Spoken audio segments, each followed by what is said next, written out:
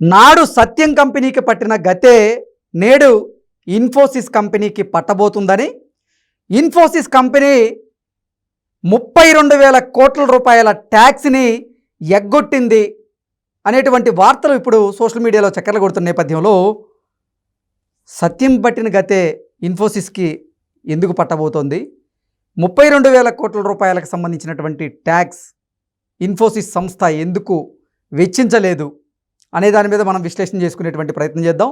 ప్రస్తుతం మనతో పాటు ఉన్నారు ప్రముఖ రాజకీయ విశ్లేషకులు, ప్రముఖ సీనియర్ జర్నలిస్ట్ సిఎస్ రావు గారు. సార్తో మాట్లాడదాం. Sir hi sir. హలో. నాడు సత్యం కంపెనీకి పట్టినటువంటి గతే నేడు ఇన్ఫోసిస్ కంపెనీకి కూడా పట్టబోతుందని, ఇన్ఫోసిస్ కంపెనీ 32,000 కోట్ల రూపాయలు ట్యాక్స్ని ఎగ్గొట్టింది అనేటువంటి వార్తలు వస్తూ ఉన్నాయి. ఏంటి సార్, ఏ ట్యాక్స్ని ఎగ్గొట్టింది? సత్యంకి పట్టిన గతే ఇప్పుడు ఇన్ఫోసిస్కి ఎందుకు పట్టబోతుంది అంటే ఏం చెప్తారు? ఇప్పుడు ఇన్ఫోసిస్ అనేది ఒక ప్రతిష్టాత్మకమైనటువంటి ఐటీ కంపెనీ. దాంట్లో జాబ్ రావడమే చాలా టఫ్ అంటుంటారు. అవును. పైగా హైయెస్ట్ పర్సంటేజ్ వచ్చినటువంటి వాళ్ళనే దాంట్లో తీసుకుంటారు. ప్లస్ 10th నుంచి ఇంటర్మీడియట్ కానీ తర్వాత బీటెక్ కానీ ఆ మొత్తం పర్సంటేజ్ చూసిన తర్వాత వాళ్ళు ఒక టెస్ట్ పెట్టి దాంట్లో పాస్ అయిన తర్వాత అప్పుడు 5 రౌండ్లో 6 రౌండ్లో ఇంటర్వ్యూ చేసిన తర్వాత అప్పుడు కానీ దాంట్లో జాబ్ రాదు అని చెప్పి అంటూ ఉంటారు. జాబ్ దాంట్లో వచ్చినా కానీ పర్ఫార్మెన్స్ బాగలేకపోతే ఎప్పుడైనా వాళ్ళని తీసేసే అవకాశం ఉంది. కాబట్టి అక్కడ చాలా స్ట్రిక్ట్గా ఉంటుంది అని చెప్పేసి అంటూ ఉంటారు. అంటే దాని అర్థం ఏంటి, చాలా డిసిప్లిన్ కలిగినటువంటి కంపెనీ, అంతే డిసిప్లిన్గా ట్యాక్స్ కట్టడంలో కూడా ఉంటుంది అని చెప్పేసి జనరల్గా దానికి ఉన్నటువంటి గుడ్ విల్.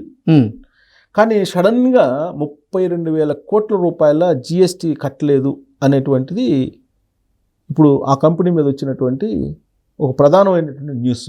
వాళ్ళు పేపర్లు తిరిగేస్తే కనుక మొత్తం పేపర్లలో, మొత్తం వరల్డ్ వైడ్ పేపర్లో ఇన్ఫోసిస్కి సంబంధించినటువంటి ఈ 32,000 కోట్ల రూపాయలకు సంబంధించిన వ్యవహారమే బయటకు వచ్చింది. ఇది ఏంటి అసలు అని అంటే, విదేశాల్లో కూడా ఇన్ఫోసిస్కి సంబంధించిన బ్రాంచెస్ ఉన్నాయి. సో విదేశాల నుంచి వచ్చేటువంటి ప్రొడక్ట్స్కి, ఇక్కడి నుంచి వెళ్ళే ప్రొడక్ట్స్కి మధ్యలో మొత్తం మీద ఈ జిఎస్టీకి సంబంధించినటువంటి గోల్మాల్ జరిగింది, ట్యాక్స్కి సంబంధించిన గోల్మాల్ జరిగింది అనేది వాళ్ళు ప్రజెంట్ చేసినటువంటి న్యూస్. ఎవరు న్యూస్ పేపర్లో వచ్చినటువంటి న్యూస్. సో మొత్తం మీద 32,000 కోట్లు అంటే అది చిన్న అమౌంట్ అయితే కాదు. అంటే ఉద్దేశపూర్వకంగా చేస్తేనే అంత తేడా వస్తుంది. అంటే ఇన్ఫోసిస్ మూర్తి గారు ఒక నిజాయితీ పరుడు అనేటువంటి వాదన కొంతమందిలో ఉంది. చాలామంది కూడా మూర్తి గారు సొసైటీకి చాలా సేవ చేస్తూ ఉన్నారు, వారి భార్య కూడా సొసైటీకి చాలా సేవ చేస్తున్నారు, వారు నిజాయితీగా ఉంటారు తప్పితే ఇటువంటి గోల్మాల్ చేయరు, ఆయనకు తెలియకుండా ఏదైనా గోల్మాల్ జరిగిందా అనే దిశగా కూడా కొంతమంది ఆలోచనలు చేస్తూ ఉన్నారు. ఏంటి సార్ అసలు నిజంగా ఈ జిఎస్టీ ఏదైతే ఎగ్గొట్టిన 32,000 కోట్లు ఉన్నాయో అది మూర్తి గారికి తెలిసే జరిగిందా, లేదంటే ఆయన ప్రమేయం లేకుండా ఈ గోల్మాల్ జరిగిందా అంటే ఏం చేస్తారు? ఇప్పుడు ఇలాంటి చర్చే సత్యం కంపెనీ విషయంలో కూడా వచ్చింది 2009లో. ఇప్పుడు సత్యం రామలింగరాజు కంటే సేవా తత్పరుడైతే కాదుగా నారాయణమూర్తి. బైరీ ఫౌండేషన్ పెట్టి ఎప్పటి నుంచో ఆయన సేవ చేస్తున్నాడు సత్యం రామలింగరాజు. బైరీ ఫౌండేషన్ అంటే అందరికీ తెలుసు. ఆయన చేసినటువంటి సేవలు చాలా ఉన్నాయి. ప్లస్ సత్యంలో జాబ్ రావటమే చాలా టఫ్. ప్లస్ సత్యంలో జాబ్ రావటం అంటే అది ఒక పెద్ద అచీవ్మెంట్గా, లైఫ్ అచీవ్మెంట్గా అప్పట్లో భావించేవాళ్ళు. అదొక గ్రేట్నెస్గా ఫీల్ అయ్యేవాళ్ళు, అదొక డిగ్నిటీగా ఫీల్ అయ్యేవాళ్ళు. సత్యంలో జాబ్ రావటం అంటే ఒక వెలిగింది. చంద్రబాబు నాయుడు తొలి రోజుల్లో ఐటీని ప్రమోట్ చేసేటువంటి రోజుల్లో సత్యం రామలింగరాజుని ప్రపంచ వేదిక మీద కూర్చోబెట్టి ఇండియన్ కంపెనీలో సత్యం అనేటువంటి కంపెనీ అదొక మంచి ప్రొడక్టివిటీ ఇచ్చేటువంటి కంపెనీగా వరల్డ్ వైడ్ పేరు తెచ్చుకుంది. అంత పేరు తెచ్చుకున్నటువంటి సత్యం కంప్యూటర్స్ కంపెనీ, సత్యం కంపెనీ ఎందుకు పోయింది అని అంటే, సత్యం కాస్త మైటాస్ చేశారు. ఈ మైటాస్లో ఈ సత్యం ఫండ్స్ని డైవర్ట్ చేశారు. దాదాపు 4,000 కోట్ల రూపాయలు మిస్యూజ్ అయ్యి. దాని వెనుక అప్పట్లో ఉన్నటువంటి రాజశేఖర రెడ్డి ప్రభుత్వం, రాజశేఖర రెడ్డి యొక్క ప్రమేయం, రాజశేఖర రెడ్డి కుటుంబీకుల ప్రమేయం, అదే జగన్మోహన్ రెడ్డి ఉన్నాయని చెప్పి రకరకాలుగా ఆ రోజు వచ్చినటువంటి న్యూస్. సో కారణం ఏమైనప్పటికీ అప్పట్లో వచ్చినటువంటి ఒక అభిప్రాయం ఏంటంటే, సత్యం అనేటువంటి ఒక సంస్థని ప్రపంచవ్యాప్తంగా గుర్తింపు తెచ్చారు చంద్రబాబు నాయుడు. ప్లస్ ఐటీని ప్రమోట్ చేయడానికి చంద్రబాబు నాయుడు చేసినటువంటి కృషి చేసి ఒక ప్రపంచంలో హైదరాబాద్ని ఒక గుర్తింపు తెచ్చేలా చేస్తే, రాజశేఖర రెడ్డి మాత్రం సత్యాన్ని ముంచేశాడు, సత్యాన్ని మూసేపించాడు అనేటువంటిది అప్పట్లో వచ్చినటువంటి న్యూస్. ఇండైరెక్ట్గా 4,000 కోట్లు ఏదో మిస్యూజ్ అయిపోయినాయి, మైటాస్ పెట్టించి గందరగోళం చేశారు రాజశేఖర రెడ్డి గవర్నమెంట్, రాజశేఖర రెడ్డి కుటుంబీకుల్లో కొంతమంది అని చెప్పి అప్పట్లో వచ్చినటువంటి న్యూస్. అందుకే చంద్రబాబు నాయుడు ఐటీని ప్రమోట్ చేస్తే ఐటీలో కంపెనీల్లో కూడా కుంభకోణాన్ని తీసుకొచ్చింది రాజశేఖర రెడ్డి అనేది అప్పట్లో వచ్చినటువంటి కొన్ని ఆరోపణలు, కొన్ని న్యూస్ కూడా. సేమ్ అలాంటిది ఇప్పుడు ఇన్ఫోసిస్లో కనిపిస్తుంది. ఇన్ఫోసిస్లో ఏం కనిపిస్తుంది? ఇన్ఫోసిస్ అనేది యాక్చువల్గా అన్ని బ్రాంచ్లు పెట్టింది. ఆంధ్రప్రదేశ్లో ఇన్ఫోసిస్ని రావడం అనేది ఒక పెద్ద అచీవ్మెంట్. అది కూడా జగన్మోహన్ రెడ్డి హయాంలో వైజాగ్లో ఇన్ఫోసిస్ని పెట్టడం జరిగింది.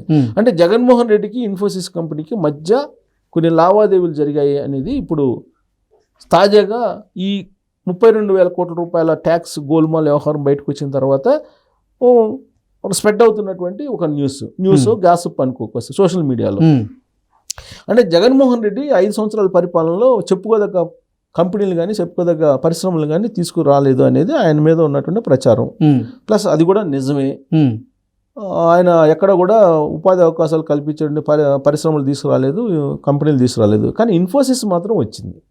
సో అంటే ఇన్ఫోసిస్ ఆంధ్రప్రదేశ్కి వచ్చిందంటే ఇన్ఫోసిస్ తోటి సత్సంబంధాలను అయితే జగన్మోహన్ రెడ్డి కలిగి ఉన్నాడు అని భావించడానికి అవకాశం అయితే ఉంది కదా.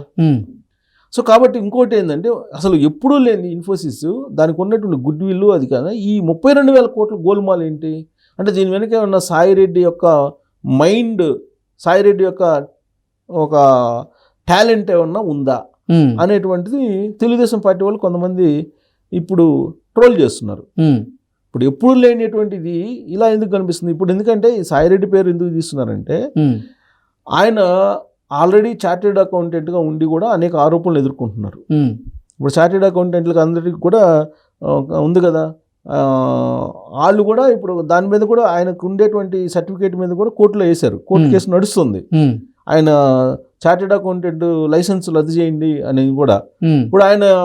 ఇప్పుడు జగన్మోహన్ రెడ్డి మీద ఇన్ని కేసులు ఉన్నాయి, ఈడీ కేసులు కానీ సిబిఐ కానీ. కిట్ ప్రోకో నడిచింది. కిట్ ప్రోకో ఎవరు నడిపారు? ఈ సలహాలు ఇచ్చింది ఎవరు అని అంటే ఇమీడియట్గా వచ్చేది ఈయన పేరే, ఎందుకంటే A2గా ఉన్నాడు. సో ఇలాంటి ఐడియాస్ అన్నీ కూడా అక్కడి నుంచే వస్తుంటాయి. కాబట్టి ఇన్ఫోసిస్ ఆంధ్రప్రదేశ్లో రావడంతో సత్సంబంధాలు పెరిగాయి వీళ్ళకి. సో దీంతో ఈ గోల్మాల్ బయటకు వచ్చింది అనేటువంటిది ఒక గాసిప్ బయలుదేరింది ఇప్పుడు. అదే అది నిజమా కాదా అనేది భవిష్యత్తులో ఇంకా కొంచెం డెప్త్కి వెళ్తే కానీ తెలియదు. అసలు ఈ 32,000 కోట్ల గోల్మాల్ ఏంటి అనేది ఇప్పుడు ఇన్ఫోసిస్ వాళ్ళు క్లారిటీ ఇవ్వాలి. ఇంతకీ అసలు ఈ 32,000 కోట్ల జిఎస్టీని ఎగ్గొట్టిన వాటా వాస్తవేనా అంటే ఏం చెప్తారు? అంటే గోల్మాల్ జరిగింది అనేది అన్ని పేపర్లో వచ్చింది ఇవాళ. నేషనల్ పేపర్లో, ఇంటర్నేషనల్ పేపర్లో, రీజనల్ పేపర్లో అన్నింటిలో వచ్చేసింది. అది వాస్తవమే, గోల్మాల్ జరిగింది. అది ఇప్పుడు వీళ్ళ వర్షన్ వీళ్ళు చెప్తున్నారు, వాళ్ళ వర్షన్ వాళ్ళు చెప్తున్నారు. గోల్మాల్ 32,000 కోట్ల గోల్మాల్ జరిగింది అయితే వాస్తవమే. ట్యాక్స్ కట్టలేదు అనేది వాళ్ళు చెప్తున్నారు, సంస్థ చెప్తుంది. అంటే ఇన్ఫోసిస్ కాదు, ట్యాక్స్ డిపార్ట్మెంట్ చెప్తుంది కట్టలేదని. వీళ్ళేమంటున్నారు అది విదేశాల నుంచి సంబంధించినటువంటి ట్రాన్సాక్షన్స్లో వచ్చినటువంటి డిఫరెన్స్ అనేది వీళ్ళు వివరణ ఏదో ఇచ్చేటువంటి ప్రయత్నం చేస్తున్నారు. మొత్తం మీద గోల్మాల్ అనొచ్చు దాన్ని. గోల్మాల్ ఏదో జరిగింది, ఆ గోల్మాల్లో ఏముంది, నిజమైంది అబద్ధమైంది అనేది తేలాల్సి ఉంది. అయితే అసలు ఈ గోల్మాల్ వెనక ఎవరున్నారు, ఎందుకు ఈ గోల్మాల్ వ్యవహారం నడిచింది అని అంటే గతంలో సత్యం రామలింగరాజు సత్యం కంపెనీకి సంబంధించినటువంటి గోల్మాల్ ఏ విధంగా జరిగింది రాజశేఖర రెడ్డి టైంలో, ఇప్పుడు కూడా దీని వెనక ఏదో ఉంది. దీని వెనక ఏదో రాజకీయ పార్టీకి సంబంధించినటువంటి ఇష్యూ ఉంది. అది కూడా జగన్మోహన్ రెడ్డికి సంబంధించినటువంటి లేదంటే వైఎస్ఆర్ కాంగ్రెస్ పార్టీకి సంబంధించినటువంటి ఏదో ప్రమేయం ఉంది అనేటువంటి ఒక గాసిప్ న్యూస్ అయితే బయలుదేరింది. అది కూడా తెలుగుదేశం పార్టీ సోషల్ మీడియాలో. మరి దీనికి తుది రూపం రావాలి, ఇది నిజమేనా, కేవలం ఊహాజనితమైందా అని అంటే మాత్రం సత్యం రామలింగరాజు ఇష్యూ ఏది జరిగిందో అలా ఇన్ఫోసిస్ జరగాలని మనం కోరుకోం, కానీ బయటకు వచ్చి చెప్పాలి ఇన్ఫోసిస్ అసలు ఏం జరిగింది అనేది. దీని మీద క్లారిటీ ఇవ్వకపోతే ఇలాంటివి స్ప్రెడ్ అవుతూ ఉంటాయి. బట్ ఇన్ఫోసిస్ లాంటి పెద్ద కంపెనీకి సంబంధించి ఇలాంటివి రావడం అనేది దురదృష్టకరం. Okay sir, thank you so much.